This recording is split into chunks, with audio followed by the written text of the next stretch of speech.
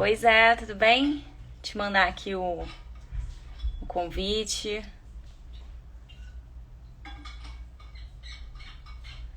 Obrigado. Vê se você chegou aí. Olá, pessoal, tudo bem? Boa noite. Que felicidade estar aqui com vocês para debater um tema tão relevante e interessante do ponto de vista teórico. E aí, Zé, tudo bem? Boa noite, minha amiga. Como vai? Tudo bem?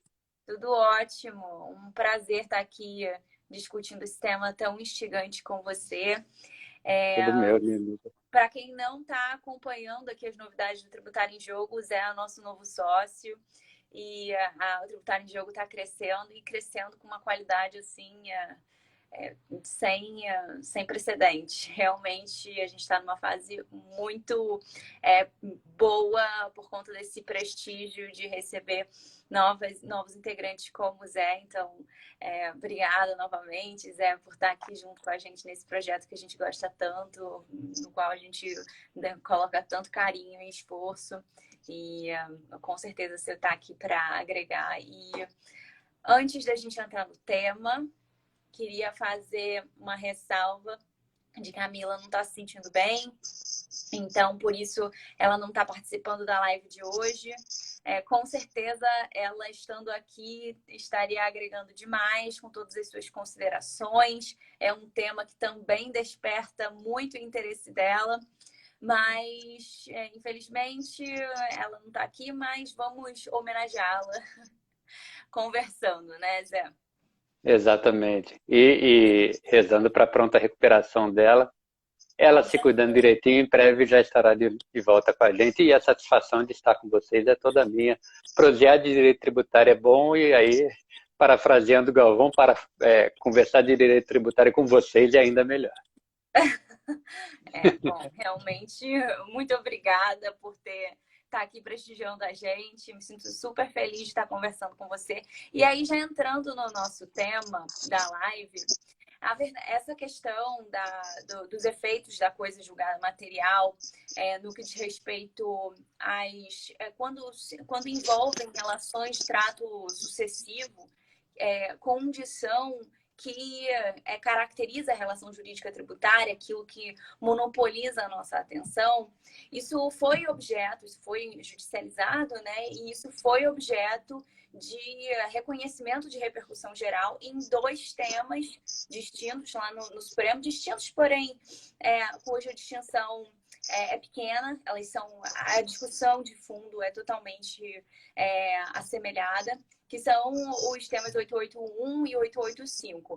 Eles debatem sobre exatamente esse impacto nos efeitos da coisa julgada material, provocada por uma mudança de entendimento. Uma mudança de entendimento, não, mas por um pronunciamento de entendimento pela Corte Constitucional e que vai lá e fecha um entendimento de que determinada norma é inconstitucional. E aí, digamos, por que isso é relevante? Imagina aquele cara que estava lá com uma demanda discutindo aquela constitucionalidade em sede de controle difuso e ele obtém uma decisão favorável, por alguma razão aquilo é julgado em definitivo, né? Aquela decisão transita em julgado em seu favor, referendando, por exemplo, a constitucionalidade ou a inconstitucionalidade, e a posteriori o pronunciamento da Corte Constitucional é contrário.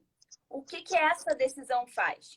E a distinção do 881 para o 885 é, respectivamente, o fato de que uma trata das decisões proferidas em controle difuso, né, respectivamente, e controle abstrato concentrado, que tem suas particularidades, que até a gente pode colocar aqui uma pimenta e discutir se existe uma chance de esses dois temas serem resolvidos de formas distintas. Mas como o cerne, né, da nossa questão acaba se debruçando sobre essa relação dita por relação de trato sucessivo. Vamos conversar sobre o que é isso? Porque uma coisa que me vem à cabeça, e eu gostaria de ver como que você define, é que uma dificuldade que pode existir ao definir essa relação de trato sucessivo é se essa relação que nós temos como contribuintes com o Estado é uma relação perene, é uma relação que ela não vai sendo repactuada, ou se ela é uma relação a todo tempo repactuada. Interessante essa percepção, né, minha amiga? Eu ia até começar a minha fala tentando colocar sobre isso, a questão da impermanência, né, como conceito macro. As coisas são o que são no momento em que são vistas, nas condições em que se encontram naquele instante. Eu acho que aí a relação tributária e todo o resto, absolutamente todo o resto, segue essa linha. A relação tributária ela é uma relação que tende à definitividade desde que as coisas continuem como estão. O que a gente está percebendo nesses julgados é que o item aí que está alterando, que está trazendo essa impermanência agora, de certa forma, para dentro dos processos intersubjetivos, é a questão de a decisão do Supremo está tendo um efeito muito parecido com de uma nova lei. O que supõe o seguinte, você ajuizou a sua demanda para ver declarada a inviabilidade de uma cobrança de um determinado tributo, vamos dizer de PIS/COFINS. E aí você obteve sucesso, obteve uma coisa julgada material em seu favor. Caso se altere aquela lei que foi declarada inconstitucional e venha uma próxima, é natural que essa relação tributária seja reconstruída e que, portanto, você não possa mais chamar em seu socorro para não pagar o PIS/COFINS aquela lei que agora foi revogada. Não obstante, no seu caso concreto, ela tenha sido declarada inconstitucional. Então, o ponto aí que me parece interessante é como que o Supremo, de certa forma agora, está reconhecendo aquela jurisprudência clássica de jurisdição constitucional quase do Kelsen, né? Daquele aspecto de que o Supremo, ao julgar em determinadas situações, a atividade dele se equipara, se aproxima muito numa atividade quase legislativa. Sim. Quer dizer, se o Supremo diz que aquela norma é constitucional, é como se ele desse um novo carimbo e, a partir daquilo, apesar de você ter um julgamento coberto pela coisa julgada, dizendo que aquilo não era constitucional, a partir do momento que o Supremo diz que o é, ele carimba aquilo e, a partir daquele momento, as relações passam a se desenvolver dessa forma. Eu acho que aí a gente tem duas questões que entram num certo conflito, mas que também não é nenhuma novidade no tipo de jurisdição exercida no nosso país, que é a segurança jurídica e a isonomia. Sempre que a gente fala de tributo, eu acho que a gente tem que girar muito em torno da questão da isonomia, porque o tributo é um item concorrencial imensamente relevante. A depender do mercado de que você participa, faz toda a diferença do mundo, de repente, você não pagar um tributo e eu pagar. Com certeza. E realmente, assim, esse papel do Supremo de produzir norma jurídica, tal como uma lei, ele conversa muito com um processo que o nosso direito foi passando ao longo do tempo. A gente sabe que pelo menos de um ponto de vista didático, né, a gente aprende que num num extremo existe o sistema puro de common law, no outro extremo existe aquele sistema puro de civil law, muito embora, eu não sei se isso é de conhecimento geral, nunca tenha havido, né, pelo menos não na história do direito registrada, sistemas puros. Sempre houve um grau assim de adoção de mecanismos dali e de cá, mas, de fato, esses sistemas quase puros foram cada vez mais puxando mecanismos um dos outros a fim de chegar em uma operação ótima, digamos assim. E aí, olhando para esse processo experimentado pelo Brasil, que é um país cujo direito segue tradição romano-germânica, ou seja, a gente partiu dessa premissa da civil law, a gente tem passado por um processo de integração de mecanismos da common law, cuja característica é justamente essa deferência ao papel das decisões judiciais como fonte do direito. E aí, no nosso sistema, como que a gente mais ou menos tem? uma decisão, ela é fonte do direito. Toda decisão judicial é fonte do direito, de certa maneira, fonte de norma jurídica. Porque toda decisão judicial, ela produz efeitos de norma jurídica concreta para aquelas partes ali envolvidas. Então, normas jurídicas concretas a gente extrai as decisões judiciais, desde sempre. E aí, com a adoção desses influxos de common law e tal, as decisões judiciais elas passam a ter uma outra capacidade, né? Que é de produzir norma jurídica para além daquelas partes, ampliando o seu alcance. E com isso, ela passa a produzir, a ter a propensão, a vocação, a possibilidade de produzir uma norma jurídica de efeito abstrato, dotada de abstração. E por isso que nessas ocasiões, o papel do colegiado, né, que está produzindo aquela decisão, é definir uma tese. Porque a tese tem abstração. Então, as decisões judiciais, de modo geral, elas não têm tese. Aquelas que têm, elas têm abstração. E por isso elas precisam formatar uma tese. Porque uma decisão que tem propensão a fazer um precedente, ela vai ter a tese e ela vai ter, ou seja, a norma jurídica de efeitos abstratos e aquela norma jurídica concreta. Ela tem os dois. E aí, me parece super adequado, principalmente com o advento do CPC de 2015, mas não por isso, porque antes a gente já tinha sistemáticas vinculantes, né, que atribuíam a determinadas decisões dos tribunais superiores esse atributo da vinculação, mas principalmente depois do CPC, né, com esse aprimoramento do sistema de precedentes vinculantes. Aí fica mais claro ainda esse papel do Supremo, das Cortes Superiores de maneira geral e com o protagonismo do Supremo e olhando especificamente para o Supremo, dado o recorte desses dois temas, 881 e 885, como um dos players na formação do nosso direito. Pois é. E aí... Eu vejo muito no que você falou, minha amiga, de certa forma, uma aproximação daquelas teorias do Chiovenda e do Carnelucci, né? De só dizer o direito e de criar o direito. Só queria fazer esse rápido registro, porque eu acho que o CPC, de certa forma, traz os dois mais próximos. Com certeza, até mesmo porque se o Poder Judiciário ele tem esse papel de protagonismo, as Cortes Superiores, né? O direito não interpretado ele é pouca coisa. Principalmente porque a melhor fonte de segurança, a gente tem visto, são as decisões judiciais. Porque tudo é tão complexo que a gente pode presumir, principalmente em matéria de direito tributário, que o treco vai chegar no judiciário. Então, importa pouco a interpretação que a gente faz da lei, como intérpretes autônomos, se no Poder Judiciário a coisa pode degringolar para um outro lado.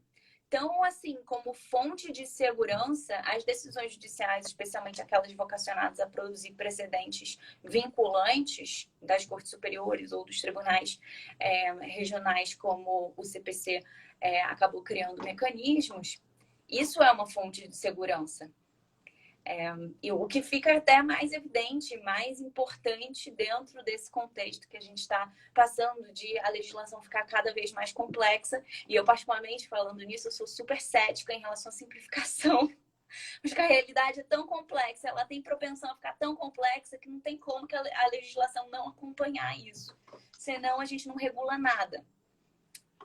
E então, partindo dessa premissa, a gente aceitando esse papel das cortes de criar o direito, aí a gente se depara com esse paralelo que você fez, super importante. Você adquiriu, sei lá, você apresentou uma demanda para obter o reconhecimento da inconstitucionalidade de um tributo que você está lá recolhendo, e aí depois a legislação é mudada a ponto de harmonizar aquilo com a Constituição. Ok. Então, a partir dali, se você se adequa na nova lei a todos os outros aspectos da hipótese de incidência, por que não? Por que não tributar? Por que não recolher? Por que aquilo não se aplica a você? E aí tem aquele atributo da coisa julgada material. O que mantém ela rígida? O que mantém a coisa julgada material rígida? As condições que existiam no momento de sua prolação. Esse, para mim, é o grande pulo, porque na hora que começaram os julgamentos do sistema de repercussão geral, a gente viu uma briga muito grande, as pessoas dizendo que estava sendo rasgada a Constituição, os contribuintes, posição na qual todos nos colocamos, pelo menos em algum momento da vida, entendendo que isso era uma violação à coisa julgada. E aqui, só abrindo um rápido parêntese, é importante mostrar também que o Supremo não é bobo. O Supremo sabe que isso é um mingau quente e está comendo pelas bordas. É importante, na hora de a gente avaliar os temas 881 e 885, a gente passar os olhos antes pelos temas 360 e 733. Porque o Supremo já vinha mostrando uma propensão a declarar que a sua própria jurisprudência poderia, sim, pelo menos, ser mote suficiente para algum tipo de ação ou de recurso de revisão de decisões judiciais transitadas em julgado ou não. Isso é algo que vem amadurecendo, não é algo que veio de uma hora para outra. Só que tem um aspecto para mim aí que é o pulo do gato e que a gente verifica. Fala você. Posso fazer um aporte? Deve. Casos, essa interferência do Supremo é até mais gravosa. Porque ela atinge o fato julgado. Exatamente isso. Está morto no passado.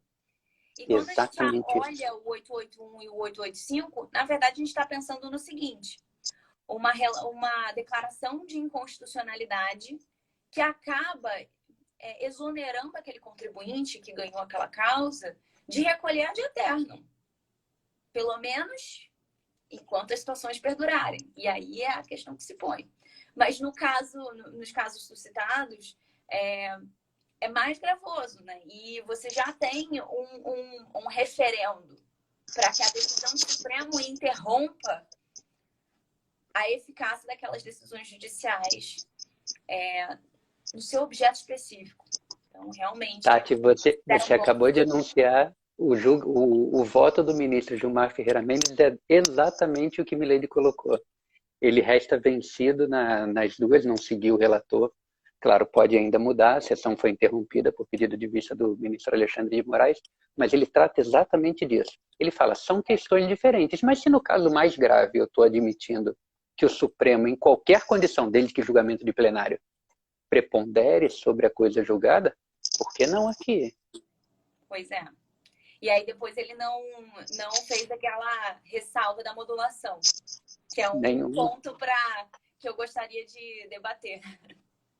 Só tem um detalhe que eu queria tratar antes, porque isso o ministro Gilmar ele é muito fiel às próprias convicções e faz muito bem de sê-lo, isso que caracteriza um grande ministro. Ele e o ministro Eros Grau já tem pelo menos uns 10 anos que isso aconteceu e de certa forma veio se desenvolvendo. Ele sempre entendeu o seguinte: os 11 são os 11, ou seja, não há nenhuma diferença entre o exercício da jurisdição pelo Supremo, pelo plenário do Supremo, quando ele julga uma ADI, ou quando ele promove um controle incidental de constitucionalidade.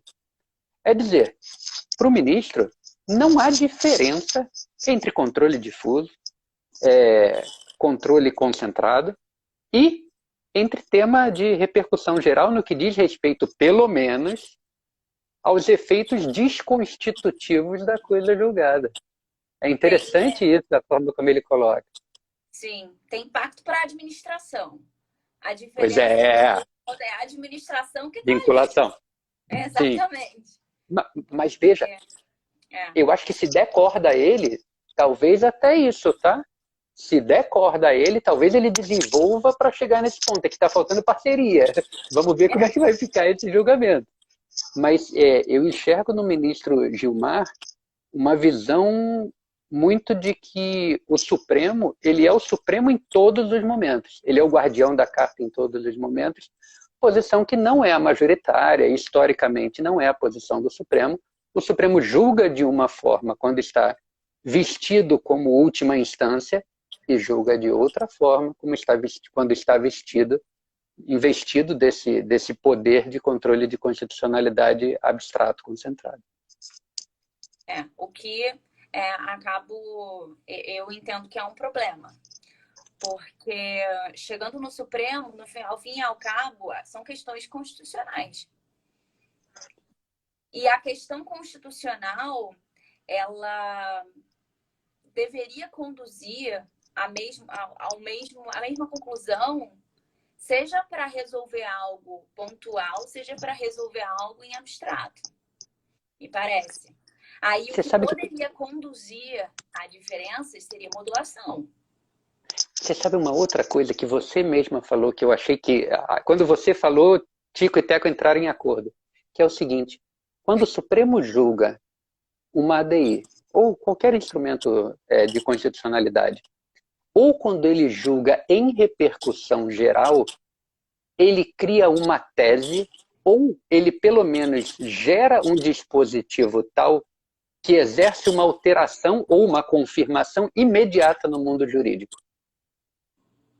Ele já tem a vocação natural para a abstração. Um julgamento qualquer pelo Supremo, ainda que pelo Supremo, ele não tem essa vocação porque ele não se destina à produção de uma tese. Enquanto tal, portanto, e aí eu admito, eu me alio mais ao ministro Roberto Barroso no voto dele. Eu acho que quando o Supremo trabalha com controle concentrado, top. Quando trabalha com controle difuso em repercussão geral, que tem a edição de uma tese, exatamente como o Meleri colocou, topo. Difuso geral, difuso de um processo apenas interpessoal, sem afetação, sem formulação de tese, sem repercussão geral. Sabe por quê também, minha amiga? Porque quando você tem a afetação e você tem a tese, isso é o que está no final do caminho. No meio do caminho tem o seguinte: lembra que a gente sempre tem que vencer o princípio contra-majoritário. Quando você tem a afetação de uma tese e quando você tem uma ADI, é como se você mandasse um sinal para o universo jurídico dizendo o seguinte: amigão, vou julgar um negócio aqui que vai pegar para todo mundo. Não quer aparecer aqui. Isso é argumentação de expor fundamentos racionais que conduzirão aquela tese, o que é algo que frustra muitas vezes nós advogados ao lermos julgados que produzem precedente vinculante, né, tanto em... A sessão virtual para precedente vinculante é uma coisa dolorosa. Atenta contra isso. Tem tese, e aí tese a gente pode até debater sobre o que é a tese, né? Se é aquele negocinho, aquele texto que eles colocam, ou se a tese fica a nosso critério, é produto da interpretação. Se a tese ela é o fundamento sem o qual a conclusão não se sustenta. E aí, eventualmente, lendo a íntegra do julgado, a íntegra do acórdão, combinando uma argumentação em um voto com a argumentação do outro voto, a gente pode chegar a conclusões diferentes. De que o argumento fundamental não foi aquele que estava na tese. E muitas vezes a tese não tem um argumento fundamental. Então, ela desabilita, né, aos operadores do direito a fazerem distinguishing. E aí, para isso, você vai ter que buscar lá na íntegra qual é a tese. Qual é a tese de direito que conduziu àquela conclusão. Então, mesmo a tese tem problemas. Mas, de fato, nesse aspecto eu concordo, no sentido de que essa questão que a gente está analisando, que a gente está comentando aqui, que eles estão analisando nos temas 881 e 885, são totalmente pertencentes ao âmbito das decisões proferidas com repercussão geral reconhecida ou no controle abstrato. Não é qualquer decisão aleatória. Você sabe, esses por enquanto estão sendo votos vencedores, porque num dos casos está pedindo para ser o difuso geral. Tanto que o ministro Barroso fala o seguinte: não. Difuso geral não. Sim. O difuso com repercussão geral eu estou com você, tudo bem. E aí ele é seguido pela Rosa, eu tenho aqui anotada. Pela Rosa e pelo... Ressalvou um cadico. E a Rosa e o Toffoli, e o Gilmar divergiu. E, bom, em ambos os casos, né? Então, Exatamente. realmente, esse é um ponto interessante. E uma diferença também dos dois votos que eu gostaria de perguntar é sobre a modulação. E, assim, quando a gente começou a debater esse assunto, antes do julgamento começar, o negócio... As pessoas já começaram a debater quando, no início do ano, em janeiro, eles pautaram, né? Aí já começou o rebuliço e os opinamentos. E aí, toda a discussão ficava muito em torno dessa ponderação entre esses dois sobrevalores, supervalores do sistema jurídico, que é a segurança e a isonomia. Aí a segurança estaria afiliada ao lado, né, a tese do contribuinte, vamos dizer assim, no sentido de que aquilo que foi resguardado pela decisão não pode ser afetado por uma decisão a posteriori do Supremo. Então, ainda que ele declare, por exemplo, a CSLL, que é o exemplo clássico, né, que dá substrato, né, às discussões que estão acontecendo no Supremo, ainda que o Supremo tenha declarado constitucional a CSLL, aquele cara que batalhou no judiciário para conseguir a declaração de inconstitucionalidade e aquela decisão transitou em julgado, ele não poderia, por uma questão de segurança, porque aquilo deu legítima expectativa para ele de que ele nunca mais recolheria aquele tributo, isso deveria se manter. Então, essa é a tese da segurança. Do outro lado, a tese da isonomia é, mas o cara, ele ajuizou antes, então ele conseguiu uma decisão antes, e aí deu tempo de transitar em julgado antes do Supremo falar que, na verdade, o negócio era constitucional. E o cara que ajuizou depois, e aí não deu tempo de transitar, e aí reverteu, ou ele nunca conseguiu aquela decisão, etc. E aí você cria uma anti-isonomia. Muito mais se você referenda a não aplicação da tese do Supremo para as pessoas que lograram, né, o afastamento daquele tributo. Nessa discussão, eu não tenderia a discuti-la à luz da ponderação de valores, senão à luz da estrutura, da fisiologia da relação de trato sucessivo. Porque na ponderação de valores é difícil. É uma questão difícil. Tem argumento para os dois lados. E ainda tem uma coisa, eu acabo indo um pouco... Então, assim, na verdade, eu acho que tem argumentos bons e tem falhas nas duas argumentações. Por exemplo, do lado da isonomia. A isonomia plena em matéria de direito tributário é um mito. A livre concorrência está sempre sendo frustrada. A isonomia está sempre sendo frustrada por conta de uma coisa chamada liberdade econômica e acesso à justiça. Esses dois elementos que são resguardados pela Constituição garantem que a isonomia e a concorrência estarão sempre ali na batalha, sofrendo oscilações. Porque um cara vai lá e aí, por conta da liberdade econômica, ele faz um belo de um planejamento tributário. A gente não está falando de sonegação, não estamos falando de planejamento capenga, abusivo. A gente está falando de um planejamento super lícito. Mas ele deu a sorte de encontrar lá um advogado super capacitado que construiu, às vezes, até uma remodelagem do seu negócio para fruir de determinados benefícios, ou para deixar de recolher aquilo, ou para começar a deduzir não sei o que lá. Enfim, ele fez um belo planejamento e os concorrentes não. E isso já causa disparidade. E isso é um problema? Não. É do jogo. O professor Greco diria que sim, né? Que é um problema que deveria ser impedido, né? Pelo menos contingenciado pelo procedimento específico do parágrafo único do 116, né? Que seria uma norma lesiva capaz de referendar a desconstituição de planejamentos absolutamente ilícitos. Mas a gente não está falando disso, é uma outra controvérsia.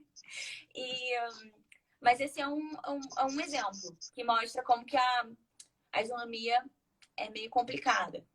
Outro, o próprio acesso à justiça, a jurisdição, o direito à jurisdição.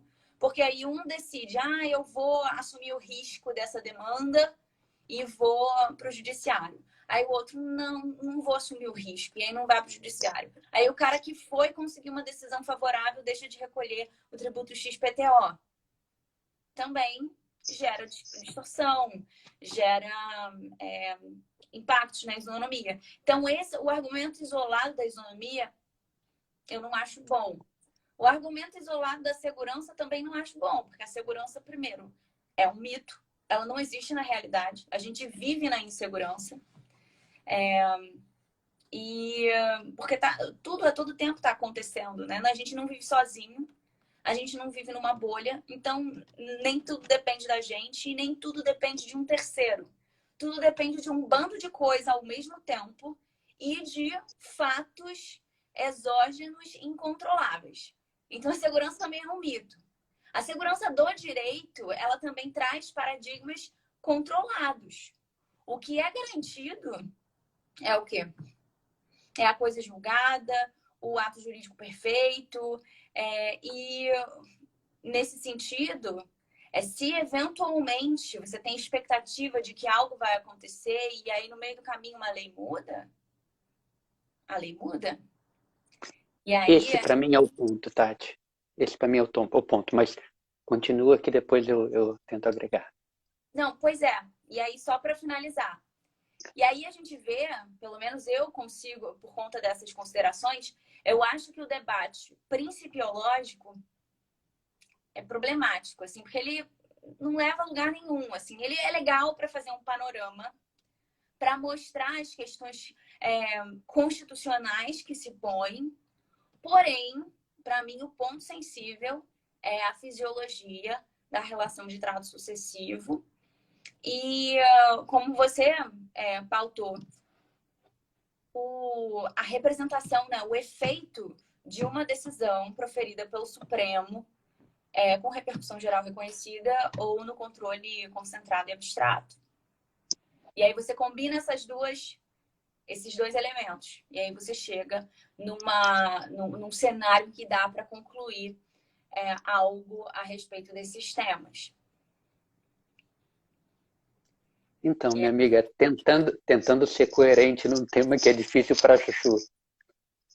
Começando do começo, tal qual a prosa que a gente teve, eu verifico que o Supremo está se concedendo a qualidade de atribuir as suas decisões que têm essa vocação extraprocessual, ou seja, as decisões, por enquanto, pelos votos vencedores, em controle concentrado e em controle difuso com repercussão geral, na medida em que desses processos nascem teses, nascem elementos com característica normativa, bem, se o Supremo assim entende, é lícito também dizer o seguinte: então houve uma alteração no mundo jurídico, e por causa dessa alteração no mundo jurídico, não obstante você, Tati, ter uma decisão transitada em julgada, eu, Supremo, alterei o mundo jurídico. Não diferente do que seria se o Legislativo tivesse editado uma lei. A partir do momento em que a gente toma isso como premissa, eu acho que passa a existir só um caminho possível e nenhum outro. Só um. Uhum. Se a gente está dizendo que a decisão do Supremo é norma, vamos dar à decisão do Supremo o tratamento de norma.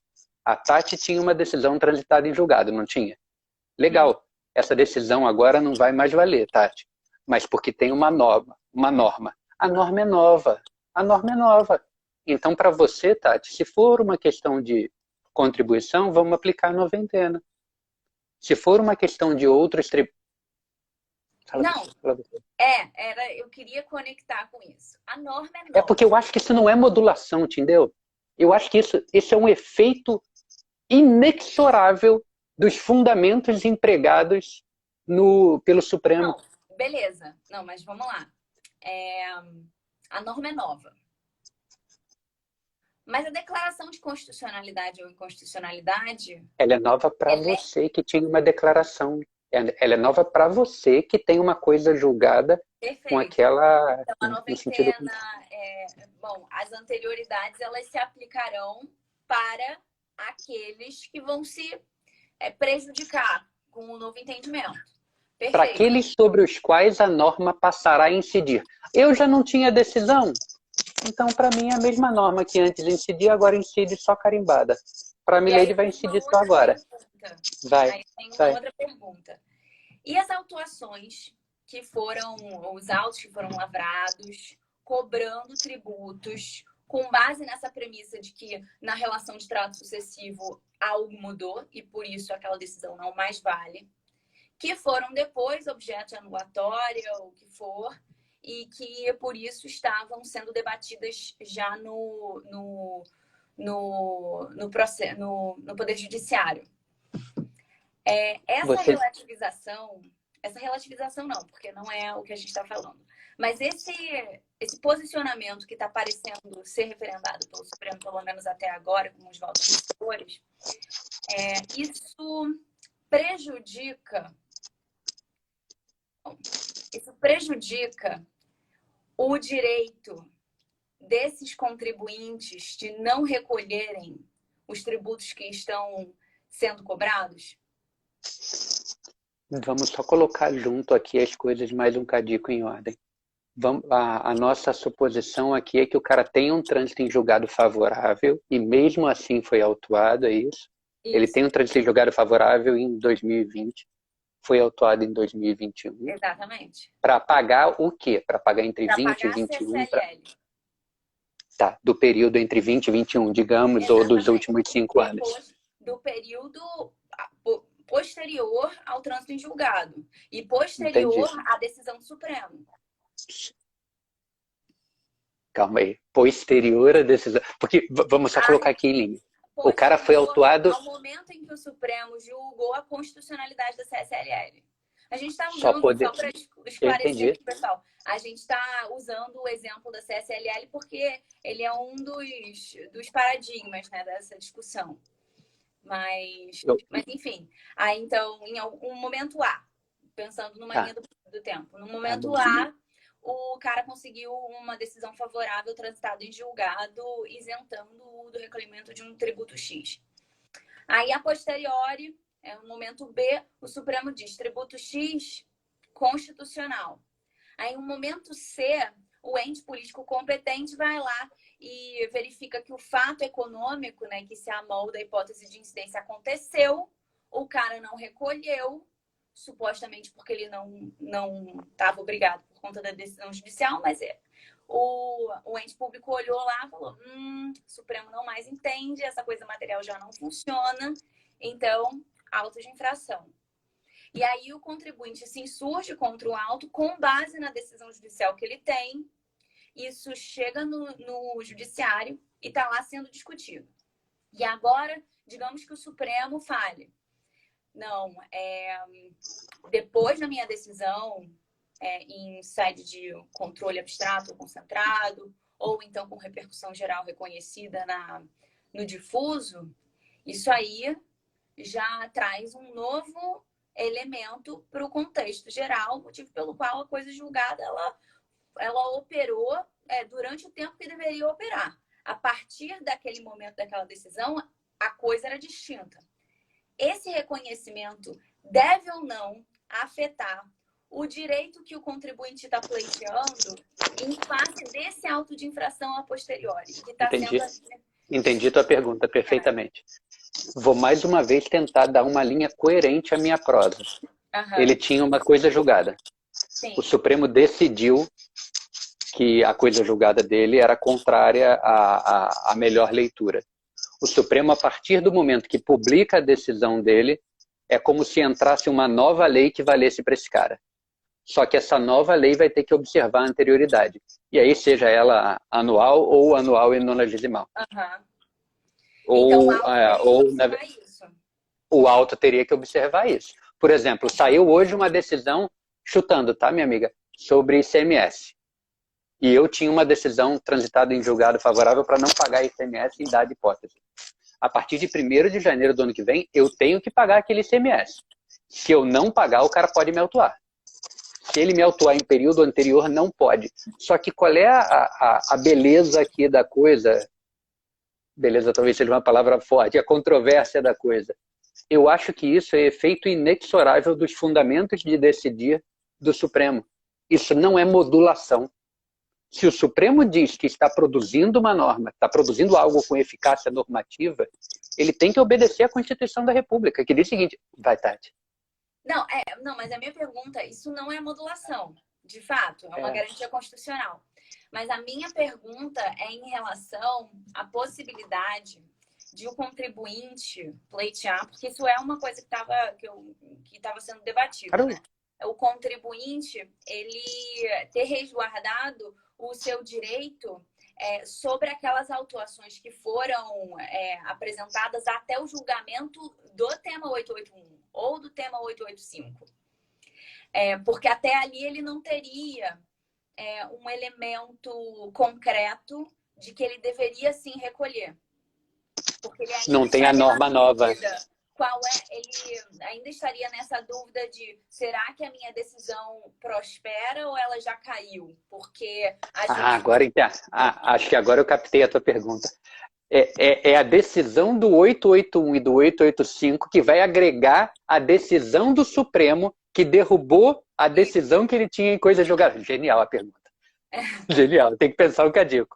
Mas me parece que apenas a definição pelo Supremo dos temas 881 e 885 serão suficientes para dar a decisão anterior, seja ela em controle concentrado, seja ela em controle difuso com repercussão geral. É esse casamento, é esse amálgama que vai permitir ao contribuinte compreender que aquela queda se operou sem a necessidade de ação rescisória, sem a necessidade de nada. Então, o 881 e 885 terão a eficácia transcendente de dar a todos os demais... Está me faltando a palavra, meu Deus. Precedentes. Vai dar eficácia transcendente a todos os demais precedentes para que, a partir daquele momento, eu já sou sabedor de que não há mais o direito a não me ver tributado. E aí, genial a parada, eu não tinha imaginado isso. E aí é que está meu gancho. A partir desse momento, ele tem esse conhecimento, né? Ele tem essa certeza. Só que se isso é verdade, é porque antes ele não tinha. E aí, então, será que ele poderia ser argumentada a existência de uma legítima expectativa, a manutenção daquele status, a ponto de o Supremo modular, mas modular para fazer o quê? Digamos que a decisão transitada em julgado dele seja de 2001. Aí o Supremo depois, em 2003, decidiu, em repercussão geral ou no controle abstrato, que aquela cobrança era constitucional. Desde então, e mesmo genial. são anos e anos recebendo auto de infração, discutindo no judiciário, pegando um crédito que era assim e agigantando loucamente. Então, agora entendi. Se o Supremo proteger tudo isso, ele tá, digamos, causando um impacto significativo no financeiro, que é a expectativa da Fazenda. E aí, nesse cotejo de interesses, o que você acha que seria razoável pelo Supremo? A pergunta é genial. Vamos só rapidamente congratular a Milady Micaela, que está aqui. Beijinho, melhora e se cuida, moça. Melhoras. A pergunta é genial. Genial. Eu teria que pensar, mas me parece que apenas o resultado no julgamento do 881 e do 885 que darão ao precedente anterior a viabilidade de derrubar, sem a necessidade de rescisório ou do que quer que seja, a coisa julgada anterior. Me parece que não é possível, não faz sentido o Supremo, diante de uma dúvida desse tamanho, não entender dessa forma. Agora entendi tua pergunta e é necessária, é fundamental uma modulação para deixar isso claríssimo. O que estou decidindo hoje naturalmente, vai ter que respeitar as anterioridades. E o que eu estou decidindo hoje vai se adaptar ao que já foi decidido e reverteu coisas julgadas materiais, respeitando-se igualmente a anterioridade e contando a partir de agora. Eu convido para esse lado. Eu acho que resgatando, eu critiquei, né, falar a ponderação de valores, né, mas resgatando ela, me parece que é um ponto de casamento ótimo. É uma Porque forma senão de combinar muito bem os dois interesses. é o famoso meet me halfway. Ou a isonomia vai andar um cadiquinho, a segurança vai andar um cadiquinho, e nós vamos chegar num ponto, se não é possível dizer um ponto ótimo, um ponto pelo menos em que todos serão atendidos. Não é possível também, Tati, a gente assumir, mas vou causar, a Micaela fala muito isso, eu vou causar um rombo na união se eu não permitir essa cobrança. Amigão, tinha coisa julgada material, você nem entrou com a rescisória, do que você está falando, você não pode ter isso nem contabilizado.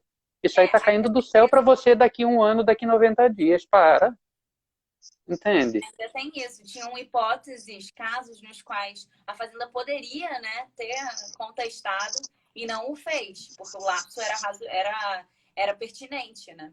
E aí, diante dessa omissão, não faz sentido nenhum depois não justificar uma modulação. Então, realmente, eu convirjo para essa solução de meio de caminho. Eu é que acompanho o Milady, então. Deixa eu ver se tem perguntas aqui. Mila tá dando boa noite. Boa noite, Mila.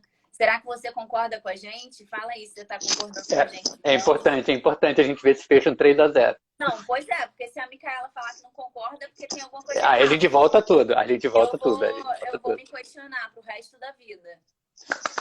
De pleno acordo. Ela escreveu aqui, de pleno acordo. De pleno acordo com a gente. Então, gente, para encerrar aqui a live, vejam que 2 advogados não estavam defendendo que houve ou está prestes a acontecer uma loucura com a Constituição. A gente acaba sendo... nós somos acadêmicos aqui, praticamente. A gente é meio que... a gente tenta fazer um enfrentamento são e o mais imparcial que a gente consegue. Claro que a imparcialidade é meio que um mito também, mas a gente tenta manter essa postura um pouco exonerada de interesses profissionais ou caramba. E com isso a gente chega nessa conclusão. E, gente, não tenham apreensão da mudança, né? A mudança, ela tem que ser meio que incorporada, porque é uma realidade constante de quem vive sob um contexto regulado, ou seja, de todos nós. Então, gente, muito obrigada aí pela atenção, por estarem acompanhando a gente na live, pela sua participação. Obrigada, Zé, por estar aqui comigo, pela parceria, Obrigado a você, minha amiga. Pelas perguntas, a prosa é sempre muito boa. A prosa é sempre muito boa. Muito obrigado. Com certeza. E é isso, gente. Então, uma boa noite para todos. Aliás, Zé, eu devo te agradecer 2 vezes, porque eu acho que estava rolando o jogo do Flamengo, né? E você perdeu. Mas eu acho que você, na verdade, está me poupando, irmãzinha, porque eu sou um flamenguista meio descrente, tá tão difícil a vida do flamenguista, sabe? Eu prefiro estar aqui conversando com o VMC. É porque eu tô acostumada com flamenguista. O João, né? De sofrer. Não perde uma. Depois reclama. Manda, aliás, um abração para ele. Então, gente, a live vai ficar gravada. Se alguém entrou no meio do caminho, não se preocupe. Dá para resgatar aqui no nosso IGTV. E é isso, pessoal. A gente se vê na próxima. Boa noite para todos. Um abraço. Tchau, Zé. Um abração, tudo de bom. Até logo, minha amiga. Boa noite, tudo de bom. Até logo.